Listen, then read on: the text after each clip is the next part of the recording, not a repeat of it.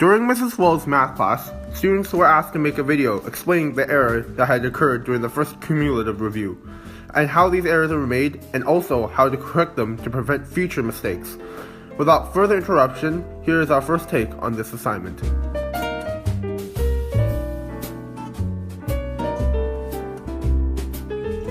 For the first question, students were asked to prove that 2 to the power of x plus 2 to the power of x plus 1 plus 2 to the power of x plus 2 was equal to 7 multiplied by 2 to the power of x.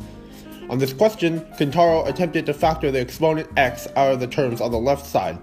This is an example of a problem-solving error as he applied the wrong procedure, resulting in an incorrect answer.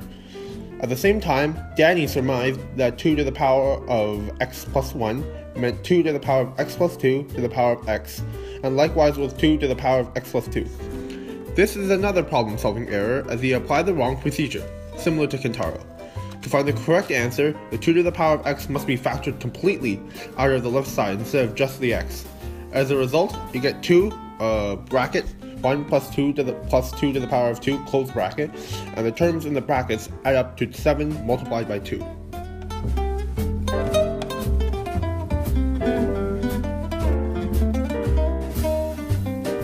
The second question for all three members were examples of problem-solving errors, as each member failed to complete all steps of the procedure. All three members noticed only 2 out of the 4 errors in the procedure of the equation, thus failing to complete the question. All 4 errors are displayed here. The first error was that the original formula uses negative b, so the negative 7 should have been positive.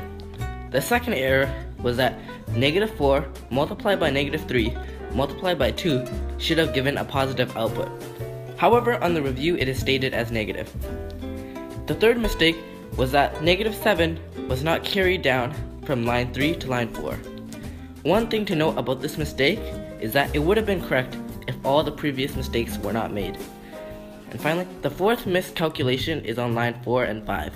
When you add 7 and 5, then divide by negative 6, the answer should have been negative 2.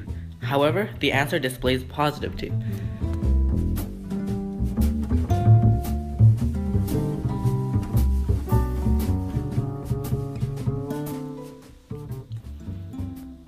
For the third question, Kentaro failed to configure the window to an appropriate size and thus could not find the solution as it was not displayed properly.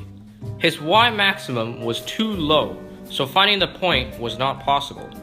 This is an example of a computational error, as the calculator was in the wrong mode. As displayed here, this is the path to solving the question, and a functional window has been used to find the solution.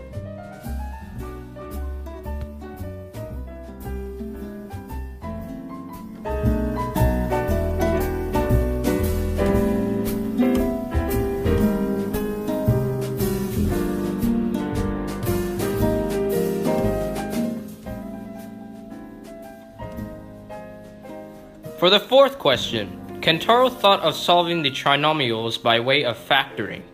Unfortunately, as the equations were not factorable, he believed there was no further solution and forgot to verify this using the quadratic formula. This is an example of a problem-solving error, as Kentaro failed to complete all the steps and applied the wrong procedure to find the solution. The correct method of solution, as displayed, utilizes the quadratic formula and should be noted of being able to solve equations that are not easily factorable. After substituting a, b, and c into the quadratic formula for both equations, and knowing that x1 is less than x2 and x3 is less than x4, you should find that x1 is equal to 4 minus square root 3, x2 is equal to 4 plus square root 3, x3 is equal to 4 minus square root 6, and x4 is equal to 4 plus square root 6, which means that x3 is less than x1, which is less than x2, which is less than x4.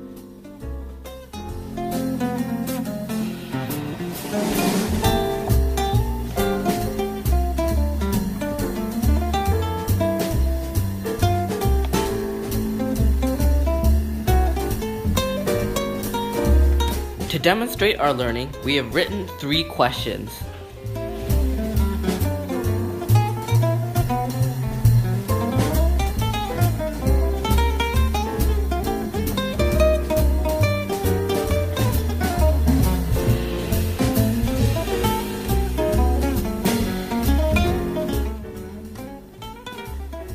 For question 1, to solve for a, one must first simplify the left side. Using exponent laws of multiplication, we add the exponents together to receive negative 3 to the power of 3 bracket a plus 3 close bracket is equal to negative 1 over 27. Simplifying both sides to like bases, we simplify 1 over 27 to 3 to the power of negative 3. Now as both bases have negative 3, we know that 3 bracket a plus 3 close bracket is equal to negative 3. Simplifying further, we find that a is equal to negative 4.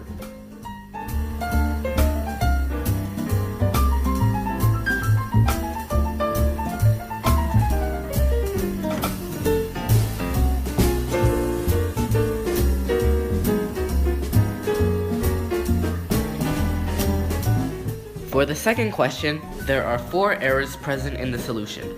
Firstly, c is equal to negative 17, so the discriminant would be equal to the square root of 168, not 32. Secondly, 2 multiplied by 1 is not equal to negative 2. Thirdly, 10 plus 4 multiplied by the square root of 2 divided by negative 2 creates negative 5, not positive 5. Lastly, 10 minus 4 multiplied by the square root of 2 divided by negative 2 creates negative 2 multiplied by the square root of 2, not positive 2 multiplied by the square root of 2.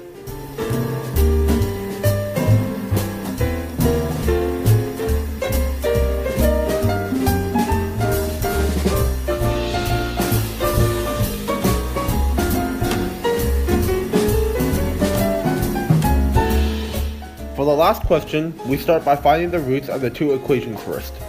Knowing that x subscript 1 is less than x subscript 2, it will be the larger root.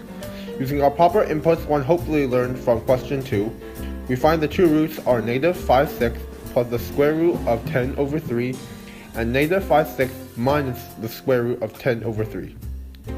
Because of the previous statement, x subscript 2 is the prior root while x subscript 1 is the latter. For the second equation, the process is the same, and we end up with negative 11 plus square root 201 divided by 8 and negative 11 minus square root 201 divided by 8. Knowing that x subscript 4 is the smaller root, it is the latter root, while x subscript 3 is the prior. Forming decimal values out of all 4 roots, we find that option 4 of the multiple choice is correct, where x subscript 4 is less than x subscript 1, which is less than x subscript 2, which is less than x subscript 3. And that concludes the video. We hope you learned the proper way to solve these kinds of questions and how to avoid making similar errors in the future.